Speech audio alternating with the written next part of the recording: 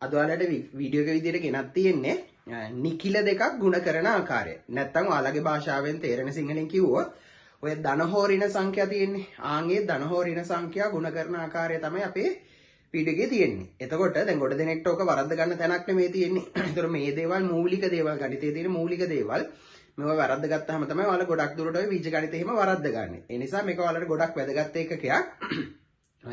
සාමාන්‍ය 8 වසරේ ඉඳලා වගේ ඔයාලට මේක ඉගෙන ගන්න තියෙනවා. එතකොට 11 වසර O level දක්වා මේ පාඩම ඔයාලට ගොඩක් තැන්වල භාවිතා වෙනවා. ඉතින් ඒක නිසා බලා ගන්න හොඳට මෙතනදී කියලා දෙන්නේ ධන ඍණ සංඛ්‍යා. නැත්තම් අපි කියමුකෝ නිකිල කියලා. නිකිල සංඛ්‍යා දෙකක් ගුණ කරගන්න ආකාරය. හරි. එතකොට ඒක තමයි වීඩියෝ එක. එතකොට බලන්න මම මේකේ දාලා තියෙනවා ඉස්සෙල්ලාම ධන සංඛ්‍යාවක් ගුණ කරනවා ධන සංඛ්‍යාවකින්. ඒ කියන්නේ ධන සංඛ්‍යා දෙකක් ගුණ කරන්න තියෙන්නේ. නැත්තම් ඍණ සංඛ්‍යාවක් ගුණ කරනවා ඍණ සංඛ්‍යාවකින්. එතකොට මම මෙතන ඔයාලට පේනවද කඩිරක් ගහලා වෙන් කරලා තියෙනවා. ඇයි එතන මට කියලා දෙන්න කරුණු දෙකක් තියෙනවා. එකක් තමයි මෙන්න මේ ජෝඩුව. මේ දෙන්න සහ මේ දෙන්න. එතන මෙයා ධන සංඛ්‍යාවක්, ධන සංඛ්‍යා දෙකක්, මේ දෙන්න ඍණ සංඛ්‍යා දෙකක්. මතක තියාගන්න දෙන්නගෙම ලකුණු එකම જાතියනේ. ඒ කියන්නේ ධන දෙන්නේ කියන්නේ එකම જાතිය දෙන්නේ ගුණ වෙලා තියෙන්නේ. ඍණ දෙන්නේ කියන්නේ එකම જાතිය දෙන්නේ තමයි ගුණ වෙලා තියෙන්නේ. එතකොට හොඳට මතක තියාගන්න එකම જાතියේ ලකුණු තියන අය ගුණ කරොත් ඒ කියන්නේ ධන කෙනෙක් එක්ක එහෙම නැත්නම් ඍණ කෙනෙක් එක්ක එකම જાතියේ ලකුණු තියන අය ගුණ කරොත් උත්තරේ මතක තියාගන්න ධන උත්තරයක් එන්නේ. ඒ කියන්නේ ධන සංඛ්‍යාවක් එක්ක ගුණ කරොත් උත්තරේ ධන.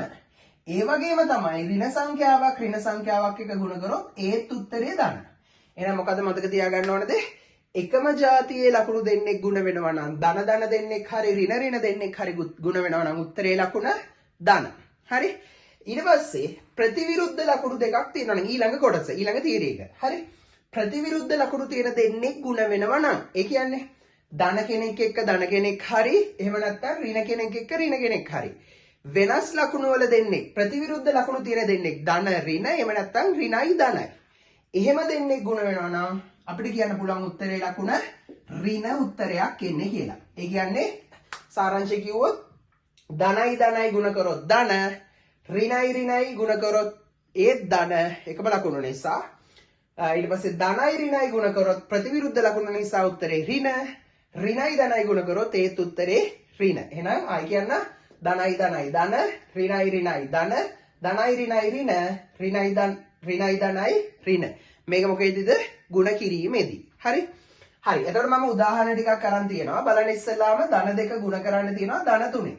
ඒතර ඔයාලා දන්නවා දැන් මේ ඉගෙන ගත්ත තියරයකට අනුව ධනයි ගුණ කරොත් උත්තරේ ධන උත්තරයක් එන්නේ.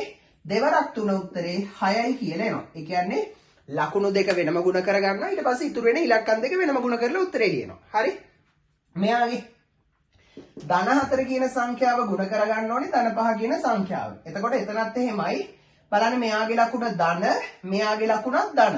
එහෙනම් අපි දන්නවා ධනයි ගුණ කරොත් ධන 4 වරක් 5 අපි සාමාන්‍ය විදිහට ගුණ කරනවා 4 වරක් 5 20යි කියන එනවා අපිට යාගේ උත්තරේ. හරි. ඊළඟ ගාන මෙතනත් තියෙන්නේ ඍණ 6. මෙතන තියෙන්නේ ඍණ 2. එතකොට ඔයාලට පේනවා එකම જાතියේ ලකුණු දෙකක් තමයි ගුණ කරගන්න තියෙන්නේ නේ. හරි. මෙයත් ඍණ සංඛ්‍යාවක් මෙයත් ර්ණ සංඛ්‍යාවක්. එහෙනම් කියමු අපි ඍණයි එකම જાතිය ගුණ වෙනවා නම් අපි දන්නවා ලකුණ ධන ඍණ 6 ඍණ දෙකෙන් එතකොට ඍණයි ධන 6 වරක් දෙක අපිට එන උත්තරේ 12යි කියලා. හරි. ඊළඟ ඉලක්කම් දෙක සාමාන්‍ය විදිහට ගුණ කරන්න තියෙන්නේ. මෙතනත් බලන්න ඍණ 5 ගුණ කරනවා ඍණ 3. එහෙනම් ඍණයි ධන 5 වරක් 3 අපිට එනවා 15යි කියලා. උත්තරේ නම් ධන 15යි. හරි. මේක මෙතනත් එහෙමයි. මේ බලන්න ඍණ සංඛ්‍යාවක් ගුණ කරනවා ඍණ 4. එතකොට ඍණ 1 ගුණ කරනවා ඍණ 4ෙන්. එතකොට අපේ තීරික පාවිච්චි කරොත් ඍණයි එකම ලකුණු තියෙන දෙන්නෙක් නිසා ඍණයි උත්තරේ ධන. එක්වරක් 4 සාමාන්‍ය විදිහට ලකුණු අමතක කරලා ගුණ කරනවා එක්වරක් 4 4යි කියලා එන්නේ. එහෙනම් අපිට උත්තරේ එනවා ධන 4යි කියලා. හරි.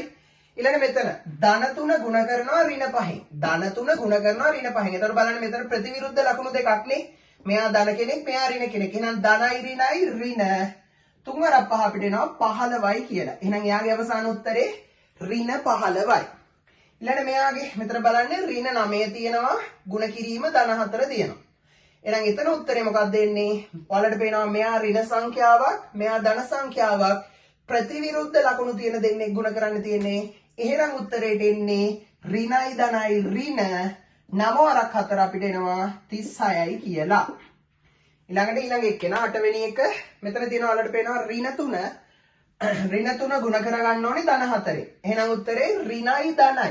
ඍණයි ධනයි ඍණ 3 වරක් 8 3 වරක් 8 අපිට එනවා 24යි කියලා.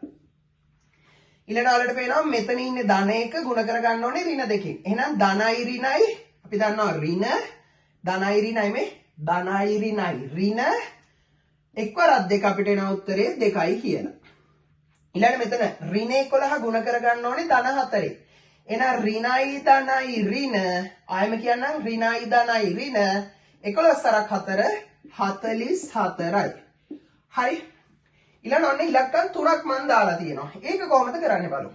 අපි ඔකෙදි කරන්නේ ඉස්සෙල්ලාම දෙන්නේ කරන් සුළු කරන්නේ. කියන්නේ මම ඉස්සෙල්ලාම ඍණ ලකුණු ටික ගුණ කරලා ඉන්නම්. මේ බලන්න මෙයාගේ ලකුණයි මෙයාගේ ලකුණයි. මෙයත් ඍණ මෙයත් ඍණ. එතකොට ඒ ඍණ ලකුණු දෙක ගුණ කරාම එන්නේ ධන උත්තරයක්. එහෙනම් ඍණයි ඍණයි ධන. අය කියන ඍණයි ඍණයි ධන. ඒ ආපු ධන ලකුණයි මෙතන ඉන්න ඍණ ලකුණයි ආය ගුණ කරනවා. මොකද්ද? ආය කියන්න මෙතන ඉන්නේ ඍණ මෙතන ඉන්නේ ඍණ. ඒ ඍණ ලකුණු දෙක ගුණ කරාම උත්තරේ ධන. ඒ ආපු ධන ලකුණත් එක්ක ඉතිරි වෙච්ච එක්කෙනාගේ ලකුණ ගුණ කරනවා. ඒ ආපු ධන ලකුණයි මෙතන ඍණ ලකුණයි ගුණ කරාම ධනයි ඍණයි ඍණ කියලා එන්නේ අවසාන උත්තරේට. හරි.